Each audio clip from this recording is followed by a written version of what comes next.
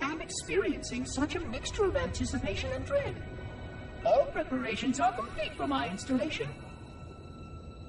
In accordance with the final dictum of the Ecumene Council, I have released myself of all remaining connections to my former station. This was not difficult. What was could never be again. We had seen to that quite thoroughly. Prior to my final journey through the Great Portal, a gathering of my fellow monitors was convened upon the Lightworkers Branch to distribute the final index collection.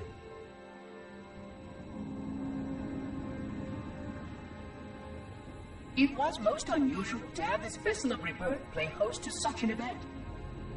Even though Lightworker ships were the only ones still allowed slip-space formations, Lightworkers were responsible for getting us to our places on the active facilities of the array. While all of this was in accordance with the plan, one entirely unsatisfactory breakdown remained. We had no contact with the domain.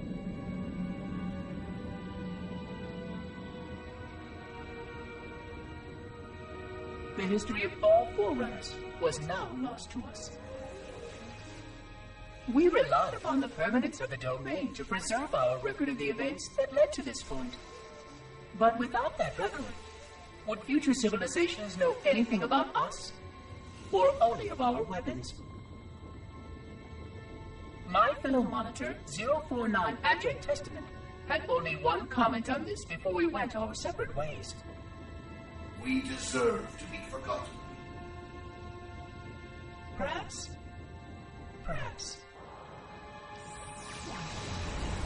But now, the portal opens, and through it, the familiar shape awaits.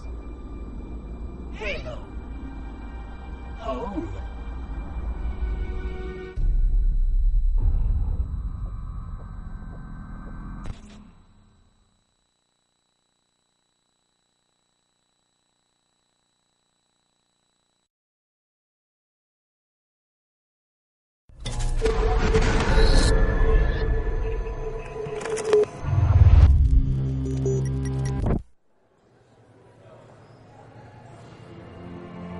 When we first established 343, we spent a lot of time thinking about what stories we wanted to tell.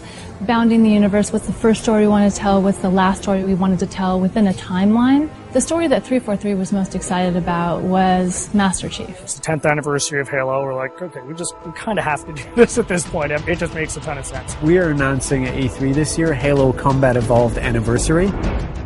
And we're announcing Halo 4, which is the first in the new trilogy of Halo games. I think for most people, Halo 1 is the quintessential Halo. Not only did Bungie nail the controls for an FPS on a console, but they also told story in the most compelling way that it's ever been told in an FPS at that time. A couple of years ago, when we first started building the recipe for what would go into it, we had to put in a huge amount of thought into do we split up the multiplayer from the single player? Do we use the original Halo multiplayer and try and make netcode work with that? Do we use Reach code?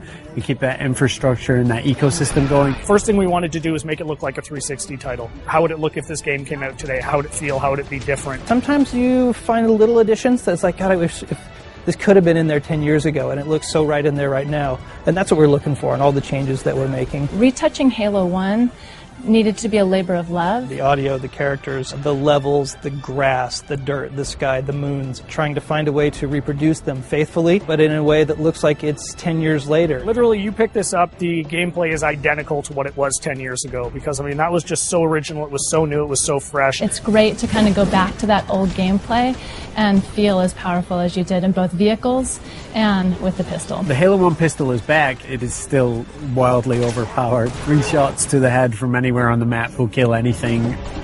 It's all in there. If you love flying into the beach on Silent Cartographer and starting in that first big fight, that's in there. It's looking like 2011. Co-op play was probably one of my favorite features 10 years ago. We have co-op play over live. Anniversary will have stuff hidden in it. It's going to have stuff hidden in it that you know about, like terminals, and you're just going to have to find them yourself. I'm also excited about the stories we're telling in the terminals, and then having achievements. That's long overdue. Being able to switch back to the classic on the fly is just going to be kind of a magical experience. You hit a button at any point in the campaign, you flop back, and that's how the game looked 10 years ago.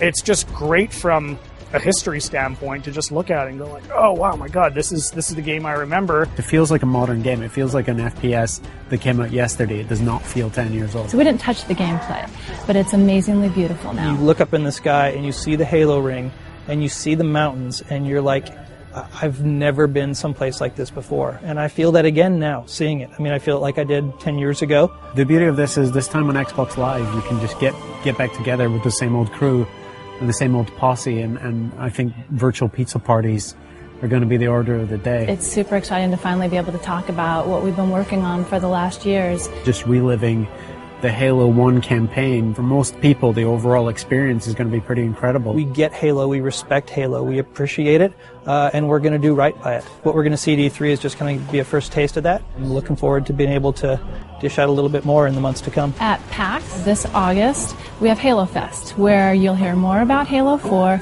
and you get hands-on play with Halo Anniversary, both campaign and multiplayer. That's going to be a blast and a hell of a way to finish the summer.